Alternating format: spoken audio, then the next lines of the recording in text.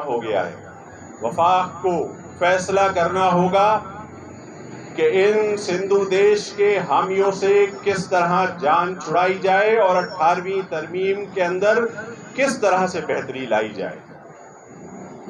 یہ حیدرآباد شہر جہاں 3 دن لائٹ نہیں آتی ہے، ان کو احساس نہیں ہوتا۔ حیض کو کان بند کر کر بیٹھی ہوئی ہے، سو رہی ہے۔ کل سے لائٹ گئی ہوئی ہے، آج تھوڑی دیر میں آیا ہوں تو تھوڑی سی آئی تھی اور پھر چلی گئی۔ کیا یہاں کے لوگ ٹیکس نہیں دیتے؟ کیا یہاں کے لوگ بجلی کا بل نہیں دیتے؟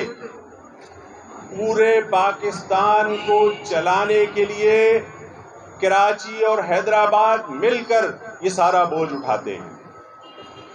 کل بھی رپورٹ سامنے آئی ہے کہ 50% سے زائد ٹیکسز کراچی نے جمع کر کے دیے۔ یعنی ساری محنت ہم کریں، کما کر ہم دیں اور مزے سب دوسرے کریں۔ ہم پانی کو ترسیں، ہم تعلیم کو ترسیں، ہم علاج کو ترسیں، اور حد اب یہ ہو گئی ہے کہ ہم سے ہمارے اوپر زندگی کے دروازے تو بند کیے ہی جا رہے تھے، یعنی جینا مشکل کر دیا گیا تھا، اور اب مرنے کے بعد دفن ہونے کے لیے قبر حاصل کرنے کا اختیار بھی اپنے ہاتھ میں لے رہے ہیں کہ قبرستانوں پر بھی قبضہ کرنا۔ یہ ایسے باز نہیں آئیں گے۔ ان کے سامنے مضبوط اور متحد ہو کر کھڑا ہونا ہوگا، اور سب کو متحد ہو کر اب ان کا مقابلہ کرنا ہوگا۔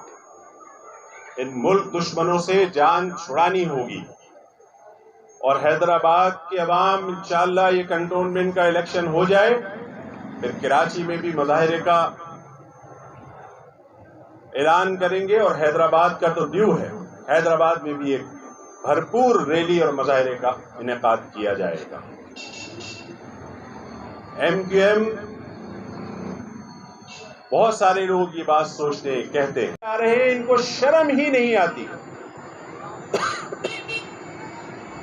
شرم اور حیا ختم ہو گئی ہے، اب کھڑا ہونا پڑے گا۔ یہ ان شہروں سے اس بات کی دشمنی نکال رہے ہیں کہ ان کو یہاں سے ووٹ نہیں ملتے۔ یہ یہاں کے ووٹر سے دشمنی نکال رہے ہیں، انتقام لے رہے ہیں۔ اور ان کے بڑوں نے ہی کہا تھا کہ ادھر ہم اور ادھر تم، اور جو اس پاکستان سے ویسٹ پاکستان گیا اس کی ٹانگیں توڑ دیں۔ انہوں نے ہی کہا تھا۔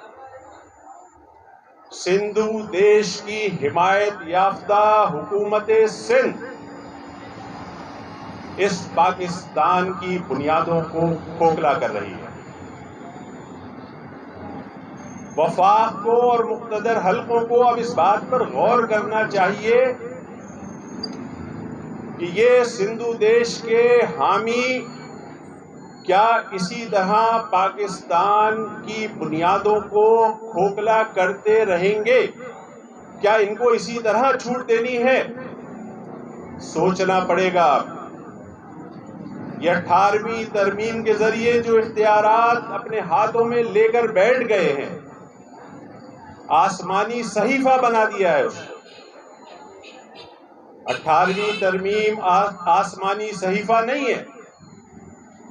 اس ترمیم کے اندر مزید بہتری کرنے کی اب ضرورت سر پر آ گئی ہے، اور وفاق کو اس پر فیصلہ کرنا ہوگا۔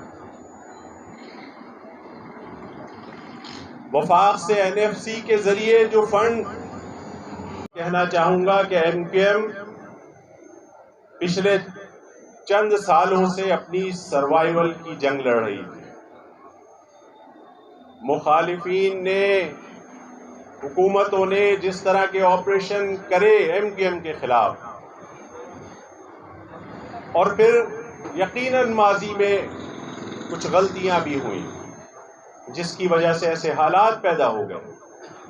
ہم ان غلطیوں کا بھی ازالہ کر رہے تھے اور اپنی تنظیم کو بچا کر آگے بھی بڑھا رہے تھے، اور الحمدللہ ہم آج اپنی تنظیم کو اس مقام پر لے آئے ہیں کہ اب جواب دینے کا بھی وقت آ گیا. نمائندوں کو منتخب کریں گے اور بھاری اکثریت سے MKM انشاءاللہ تعالی کامیابی حاصل کریں گے.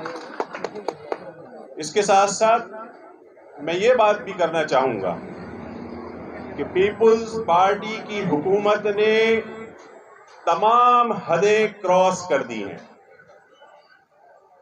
خاص طور سے مہاجر دشمنی میں تمام حدوں کو پھلانگ گئے ہیں. کل آپ کے سامنے میڈیا پر یہ چیز آئی ہوگی کہ کراچی میں فائر ٹیکس اور کنزروینسی ٹیکس حاصل کرنے کے لیے کے الیکٹرک سے معاہدہ کیا جا رہا ہے کہ وہ یہ ٹیکس کلیکٹ کر کے سندھ حکومت کو دیں گے.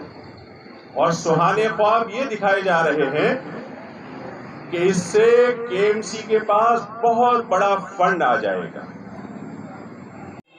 پینے کے لیے پانی نہیں ہے، بوند بوند پانی کو ترستے ہیں. پبلک ٹرانسپورٹ کا وجود نہیں ہے.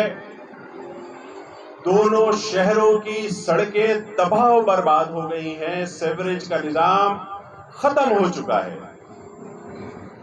ہیلتھ کے اندر آپ چلے جائیں تو کسی ہاسپٹل میں دوائیں میسر نہیں ہیں، عملہ میسر نہیں ہے، ڈاکٹرز موجود نہیں ہیں. آپ ایجوکیشن کی طرف نگاہ ڈالیں تو